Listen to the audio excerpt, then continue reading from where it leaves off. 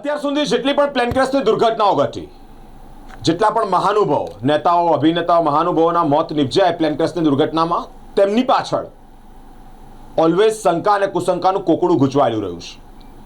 ગુજરાતના પૂર્વ મુખ્યમંત્રી વિજયભાઈ રૂપાણી, ત્યાંથી ચાલ્યા વડાપ્રધાનના દીકરા, એ આખી ચેન. અને હાલ અત્યારે રિસન્ટ એનસીપી, મહારાષ્ટ્ર એનસીપીના કદાવર નેતા અજીત પવાર, કે જેઓ પણ પ્લેન ક્રેશની દુર્ઘટનામાં મોતને ભેટ્યા.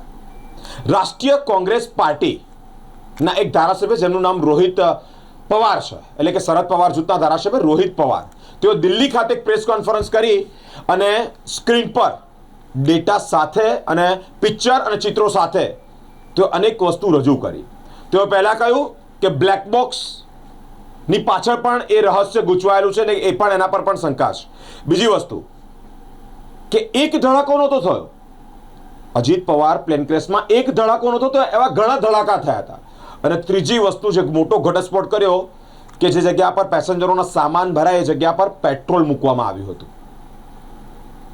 આવા આક્ષેપ શરદ પવાર જૂથના ધારાસભ્ય રોહિત પવારના છે.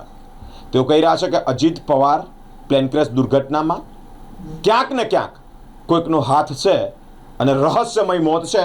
આની તપાસ ઊંડાણપૂર્વક થવી જોઈએ. આવું એક નહીં, આવા અનેક નેતાઓના જ્યારે જ્યારે મોત નીપજ્યા છે પ્લેન ક્રેશની દુર્ઘટનામાં, ત્યારે અનેક સવાલો ઊભા થઈ રહ્યા છે કે આ જ ટાઈમે આ જ પ્લેન ક્રેશ થયું.